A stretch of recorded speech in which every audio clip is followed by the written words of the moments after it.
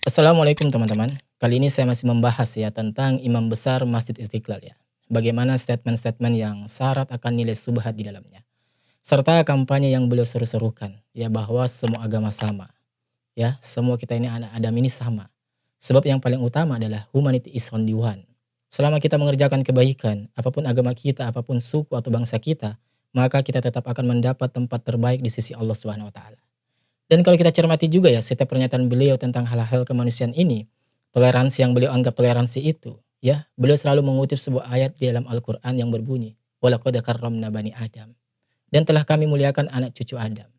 Beliau potong sayangnya. Ya, beliau hanya ambil sampai di situ ayatnya. Padahal penjelasan sebenarnya tentang ayat ini, ya itu masih ada pada ayat selanjutnya. Ya begitulah memang ya pola mainnya. Terkadang mereka, oknum-oknum yang memiliki pemikiran liberal ini ya, mereka tak jarang menggunakan ayat lalu melintirkannya demi tujuan untuk mendukung statement atau fatwa yang ia ucapkan. Nah, teman-teman ya, kalau kita perhatikan juga ya, Pak Nasruddin ini selalu menggaungkan yang namanya kemanusiaan, nilai-nilai kemanusiaan. Tapi di saat bersamaan ya, kita ketahui ternyata beliau pernah berkunjung ke negeri penjajah Israel. Ya bahkan mendapatkan beasiswa juga dari negeri penjajah. Ya kita tahulah mereka ya bagaimana perbuatan mereka di Palestina. Coba lihat keadaan kemanusiaan di sana. Ya, artinya kan di sini ada kontradiksi teman-teman. Di satu sisi Pak Prof. Nasruddin Umar ini menggaungkan nilai-nilai kemanusiaan. Di sisi yang lain, ya justru beliau mesra dengan negeri penjajah kemanusiaan. Ya, aneh kan? Ya aneh, saya juga bingung apalagi Anda. Ya, baik teman-teman, kita lanjut membahas mengenai jejak digital, mengenai orang-orang yang menyatakan bahwa semua agama ini sama, semua agama ini benar. Ya, dan kami rasa ini sangat penting untuk kami selalu kantar pahaman seperti ini. Sebab ini gak main-main teman-teman. Ini akidah jatuhnya ini. Ya, kunci utama bakal kita ini masuk surga atau tidak nantinya ya itu tauhid. Maka di video kali ini saya akan menampilkan beberapa jejak digital ya. Yang pertama ini dari Pak Kiai Said Akil Siraj. Beliau pernah menyampaikan ya bahwa Islam dengan Kristen itu sama dan kitabnya pun sama katanya. Coba kita simak videonya. Kalau tanpa kasih sayang bagaikan debu yang berterbangan. Pak Said Akil Siraj ini teman-teman ya. Tidak punya nilai. Sama Kristen, Quran. Sama, Kristen, Quran sama katanya. Sama. Aneh sama. Kitab sucinya tuh loh Kitab sucinya juga sama teman-teman. nilainya sama. Manusianya kok yang nggak sama kadang-kadang. Sama. Kristen, Quran sama. Aneh sama. Mau dibawa kemana Tuh nih? nilainya sama. Agama. Manusianya kok yang nggak sama kadang-kadang. Kristen, Quran Sama. sama. Aneh sama. Kitab sucinya tuh nilainya sama. Jadi umat Islam dengan Kristen itu kitab sucinya sama katanya. Ya cuman yang membedakan itu kadang manusianya saja yang beda. Na'udzubillahi min dzalik. Astagfirullah. Di dalam kitab sucinya umat Kristen yang sekarang teman-teman, yaitu mengatakan bahwa Yesus ini adalah anaknya Tuhan. Ya sedangkan kita di Al-Quran dalam surah Al-Ikhlas ayat ketiga disebutkan di situ dengan jelas. Lam yalid wa lam yulad. Ya Allah tidak beranak dan tidak pula diperanakkan. Halnya lagi ya di dalam kitab umat Kristen yang sekarang ya. Mereka memiliki konsep bahwa Tuhan itu satu yang tiga. Tiga jadi satu. Atau bagaimana lah ya. Pokoknya satu dari tiga, tiga dari satu. Sedangkan di kitab kita di Al-Quran teman-teman ya. Di dalam surah Al-Maidah ayat ke-73. Allah dengan tegas sekali menyatakan di situ. Ya. Laqad kafaral ladzina qalu innallaha thalithu thalatha.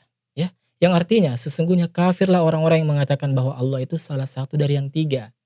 Ya jadi banyak sekali ya hal-hal yang kontradiksi di sini teman-teman. Antara kitabnya umat Islam yaitu Al-Quran dengan kitabnya orang-orang Kristen. Ya, mereka mengatakan bahwa Isa putra Maryam adalah Tuhan. Ya sedangkan bagi kita di dalam Al-Quran surah Al-Maidah ayat ke-72 itu jelas teman-teman. Orang yang mengatakan Isa putra Maryam adalah Tuhan maka kafir dia. Ya dan masih banyak lagi hal-hal lainnya yang kontradiksi antara Al-Quran dengan kitab-kitabnya orang Kristen. Ya, atau kitab-kitabnya agama lain. Jadi bagaimana mungkin ini bisa disamakan? Ya, bagaimana mungkin? Sama, Kristen, Quran sama. Anu sama. Kitab sucinya tuh Kitab sucinya teman-teman sama.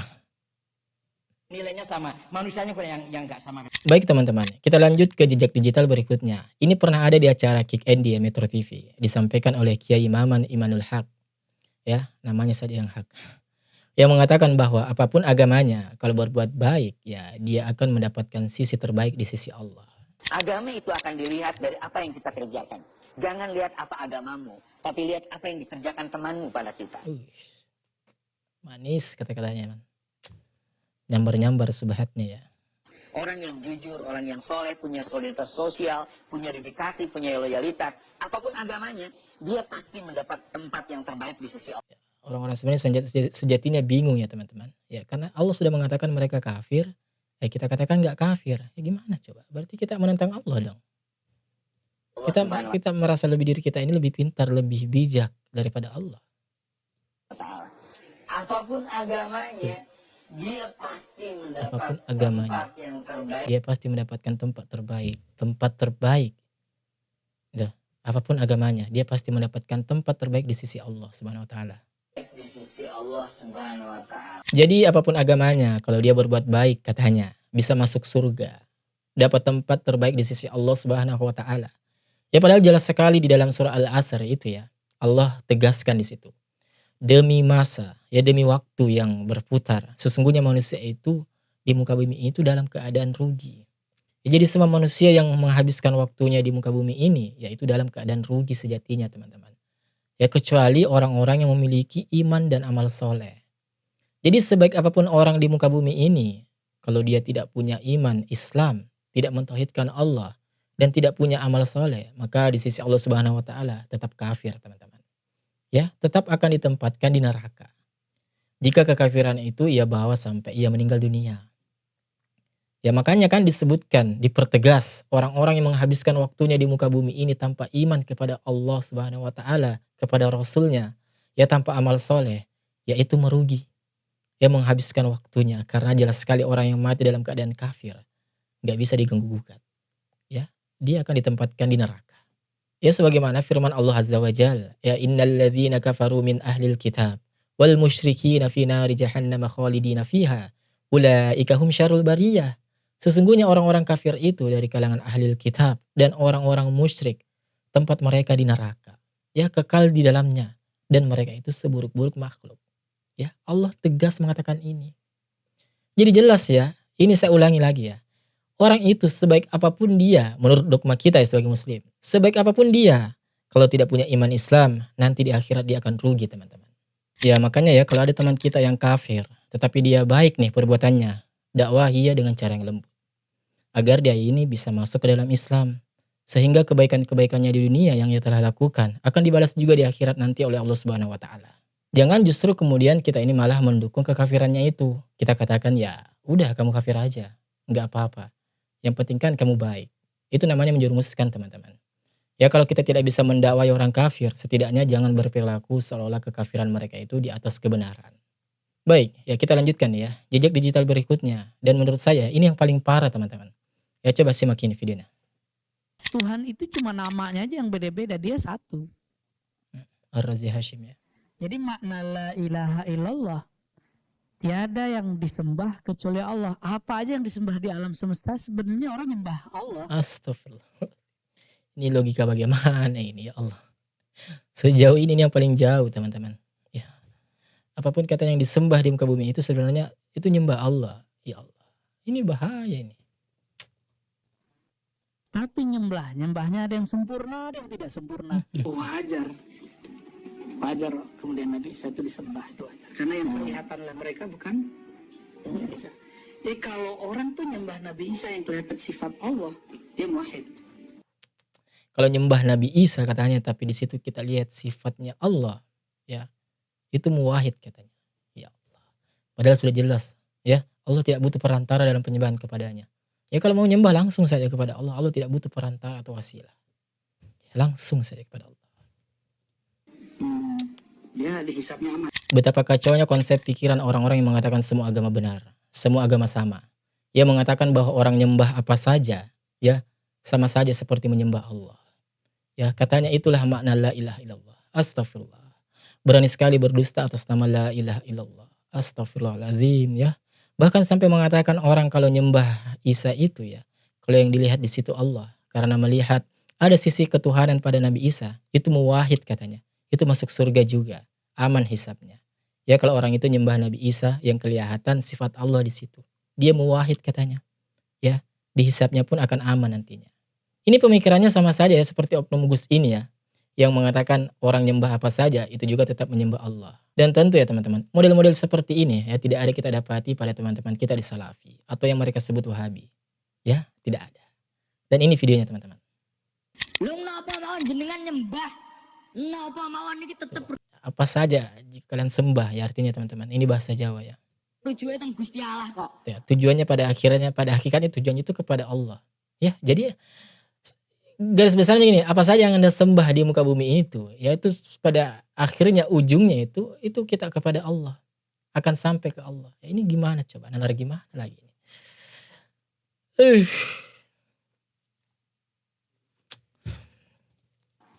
Mergo Gusti Allah sing gawe apa.